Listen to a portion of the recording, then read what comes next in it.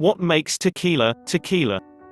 In short, tequila is a Mexican spirit that is at least twice distilled from the fermented sugars of the blue agave plant. The story of tequila begins not with the famous spirit we know today, but rather with a little-known drink called pulque. Pulque is an alcoholic drink made from the fermented sap of the agave or maguey plant. Tequila's ancestral drink, pulque, is thought to date back as far as 1000 BCE, and was mainly used as ceremonial drink by the Aztecs, who used it during their ritual sacrifices and cannibalistic offerings. For those who were found to indulge too heavily, drunkenness was punished with beatings, loss of public office, and even death. Whilst most other early alcoholic drinks are guessed to have happened almost by accident, honey, sugar cane juice, etc., being left to ferment. Pulque and tequila are attributed to divine intervention by Aztec gods. The legend tells of the discovery as a revelation by the gods, who sent a bolt of lightning into the heart of ripe plant, causing it not only to split open, but also instantly cook and ferment. When the onlookers got over the shock and braved their way to the oozing plant, they found the warm liquid pleasantly intoxication, so pulque was born. Considered to be the blood of their goddess Mayawel, like wine was the blood of Jesus, pulque was not to be overindulged with, and was primarily drunk by priests and those offered up for sacrifice. Pulque was a ritual drink enjoyed at certain festivals honoring different gods such as Mayawel or the food Mixcoatl. At least this was the case until the Spanish conquest. With the invasion of the Spanish, pulque lost its standing as sacred drink, and both the Spanish and the indigenous natives took to drinking pulque with such vigor that public drunkenness became a problem. The story of tequila as we've come to know it, however, did not begin until the Spanish conquistadors arrived on Mexico's Yucatan coast in the early 1500s.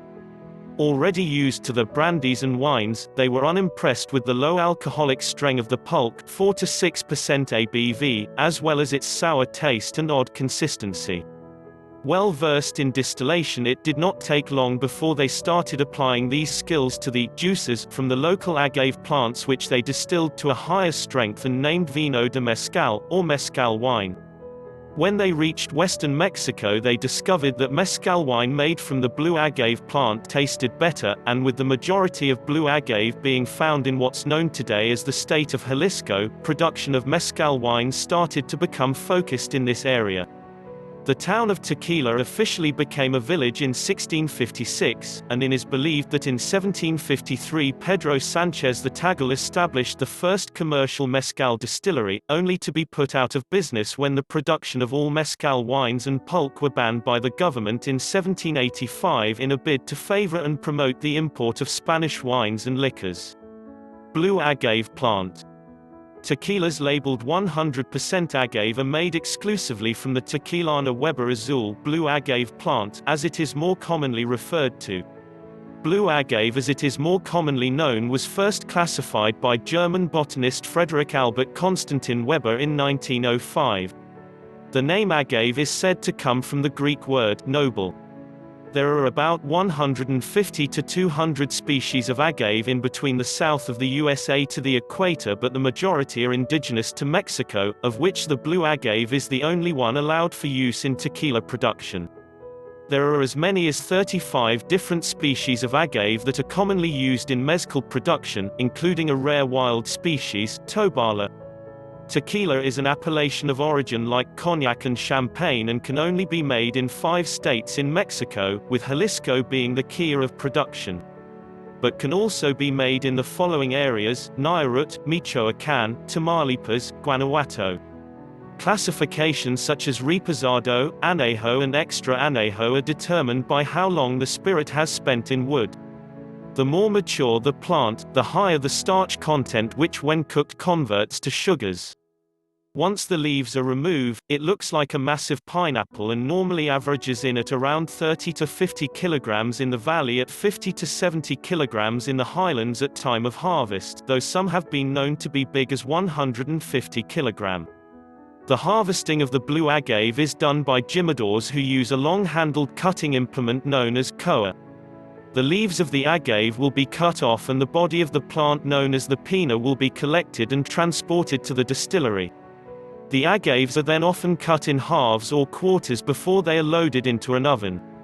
The traditional method is to use what's known as a horno, which is basically a steam-heated masonry oven, whereas a number of distilleries are now moving towards using what's called an autoclave, which are more like a stainless steel pressure cooker. Regardless of the type of oven used, the aim here is to soften the texture of the pinot and to convert the inulin in the to fructose, sugar. After a short cooling period, the pinots are mashed to separate the pulp and fibers form the agave juice. This is done by shredding the agave and then crushing and washing the fibers with water. Traditionally, this would have been done in a tahona, where millstones were powered by mules. However, most distilleries today use a machine known as a roller mill, originally from sugar industry. The more gentle crushing of the tahona method typically yields a more complex final product versus milling, which often results in less complicated citrus, herbaceous product. The sugary syrup is separated from the fibers of the agave, and is now ready for the fermentation. If the producer is making a 100% agave tequila, nothing else can be added in at this stage besides water, to cut the sugar percentage down, and yeast. However, if they are making a mixtu, the distiller may at this point add other fermentable sugars such as cane or corn to the mix. The liquid is now referred to as mosto, or wash. Here the mosto is placed in large tanks, made either from wood or stainless steel. Yeast is added to start the fermentation process, which converts sugars into alcohol. The fermentation process can take anywhere from 24 to 96 hours and produces an alcoholic liquid of 4 to 6% ABV. Distillation: tequila must be distilled at least twice, although some are distilled 3 times. Tequila can be distilled in either column or pot stills, or a combination of both. The first distillation produces a spirit known as ordinario that's around 20 to 25% ABV. The second distillation normally creates a spirit that's around 55 to 75% ABV. The spirit can now be called tequila. Most tequilas are aged in ex-bourbon barrels, although some will also use former cognac barrels or sherry barrels. A number of aged tequilas also use new charred wheat oak barrels for a more rapid absorption of flavor from the wood.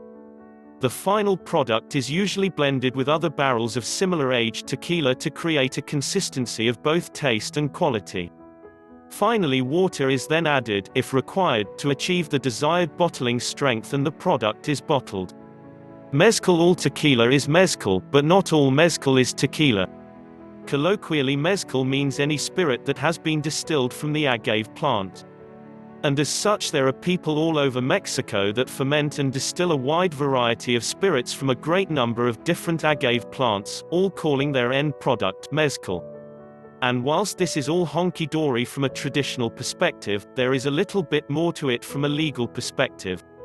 Like tequila, mezcal is distilled from the agave plant, but unlike tequila, which can only be made from the blue agave, that said, the majority of mezcal is distilled from an agave known as espadon. As with tequila, the production of mezcal is limited to a few specific areas of Mexico. Whereas tequila may only be made in 5 of Mexico's 31 states, mezcal may be made in 11.